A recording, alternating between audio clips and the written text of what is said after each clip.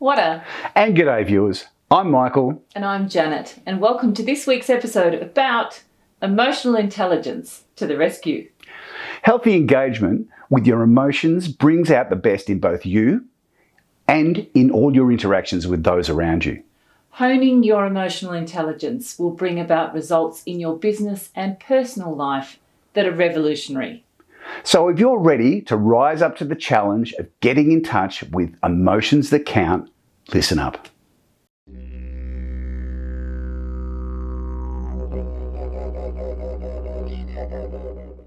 Whata? And g'day, I'm Michael. And I'm Janet, and welcome to this week's Midlife Mind Compass about emotional intelligence to the rescue, where you will discover these 3 powerful mindset shifts. 1, when you are tapped into your emotional intelligence, your communications, both written and spoken, convey the best in you and enhance your interactions with those around you. 2, how your emotional intelligence strongly contributes to both stress management and resilience. And number 3, why emotional intelligence helps you become a leader in both your personal and professional life.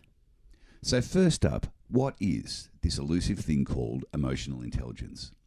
Well, emotional intelligence is your ability to identify and manage your negative emotions, including anger, low self-esteem, envy, and replacing them with positive emotions such as confidence, empathy, and friendship. Starting to explore the 3 mindset shifts, we'll begin with the communication factor. Let's face it, the way you communicate drives your results every single day. The way you talk to yourself and others. The talk to yourself concept being the thoughts that you allow in, remembering that your thoughts become your words. At times, this is the issue, when we race to react instead of pausing to respond to something that is said or something that occurs. During a very witty interview on Good Morning America, the late great actress Carrie Fisher from Star Wars fame quipped, "I think with my mouth so I don't lie." And maybe this is true. And it's very similar to a Jim Carrey movie called Liar Liar, where he plays a deceitful lawyer and his son makes a wish that he can't lie for a day. And it comes true, resulting in some really wicked comedy. Rather than the thinking with your mouth approach, using your emotional intelligence helps you consider and collate your thoughts, composing a response that will benefit and be constructive to both parties. Remember, there is enormous power in the pause. Mm-hmm. Effective communication is the cornerstone of any great life. And when you tap into and hone your emotional intelligence, your communication improves as you express yourself far more clearly and then understand others' perspectives. People with high emotional intelligence can listen actively, respond empathetically, and adapt their communication styles to different situations and personalities. And this fosters open and honest dialogue, prevents misunderstandings, and promotes healthy relationships amongst team members.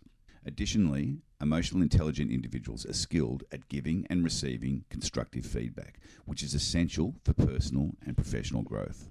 What about stress management and resilience? How does emotional intelligence assist you in these areas? When you work on your emotional intelligence, you recognise and begin to manage your emotions effectively. This promotes much more rational thinking. You can identify and think logically about what is the source of your stress, and in turn, you take steps to minimise it.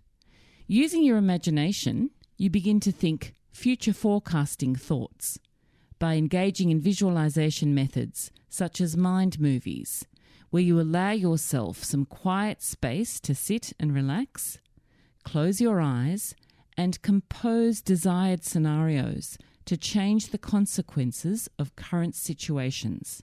You do this in the theatre of your mind. You are the writer, director, and star of your own life. Never forget that. And when you bring in the emotional intelligence bank, you lastly, but most importantly, can use your humour muscle to stimulate your positive emotions.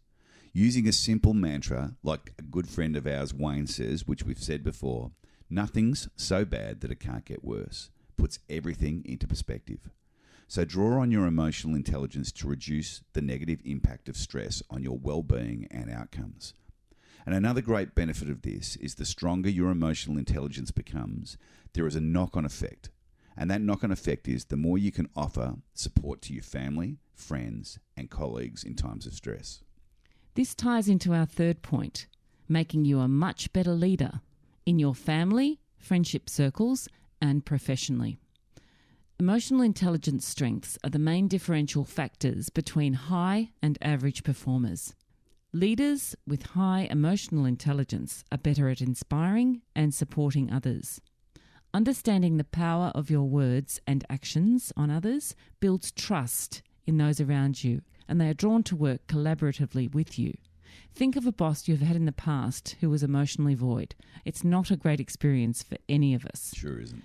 Compare that to an emotionally intelligent leader who excels in their decision-making because they weigh up both the logical aspects and the emotional ramifications of their choices.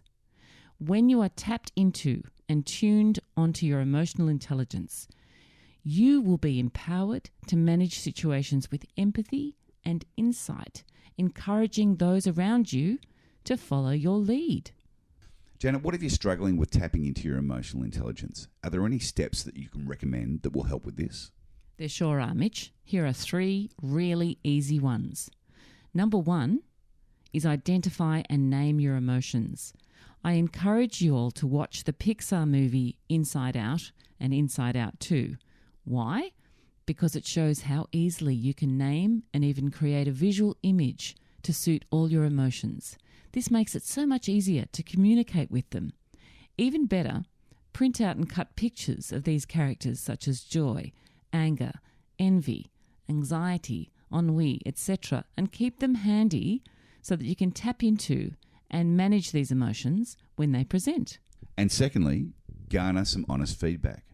Enlist a couple of trusted friends or family members to help you look candidly at your self-perception or how they consider your level of emotional intelligence. How do they see you respond in difficult circumstances? And how do they think you handle conflict? These can be tricky questions to ask, and you may not always like the answers. However, they can really assist you in identifying where you need to develop in these areas. The third point is to read some good quality literature as much as you can. If you're time poor, listen to audiobooks. Reading literature with complex characters improves your empathy. Quality newspaper articles the same. Only this weekend I was reading an article in The Age, which is one of our weekend papers, about a young widow who was reflecting on her decision to have a baby although her husband was diagnosed with a terminal disease. The courage and the pain and warmth flooded through me as I read. Engaging empathy by looking and learning to understand another's circumstances. Again, make it quality reading and listening, not more crap. As we wrap up today's episode, we've uncovered how emotional intelligence is truly at the heart of healthier communication, stronger stress management, and effective leadership. By tapping into your emotional intelligence, your written and spoken interactions will not only enhance your relationships, but they'll also bring out the best in you and those around you. You have also seen how emotional intelligence strengthens your resilience, helping you to handle life's challenges with greater ease and composure. And lastly, emotional intelligence isn't just about getting by, it's the cornerstone of becoming a leader, not only in the workplace but in your personal life as well. Hoping you are now ready to rise up to the challenge of getting in touch with your emotions and providing the emotional rescue you deserve to yourself and those around you. So, as you move forward, consider how honing your emotional intelligence can unlock a wealth of opportunities, from more fulfilling connections to better handling adversity and becoming the leader that you're meant to be. Thank you for joining us again on today's episode of the Midlife Mind Compass. It's been great to have you on board. And remember to take the time to practice and cultivate your emotional intelligence and see how it transforms both your personal and professional life. Stay tuned for the next episode as we dive deep into more tools for personal and professional growth. Until then, keep growing and keep mentoring. Love and blessings. See ya.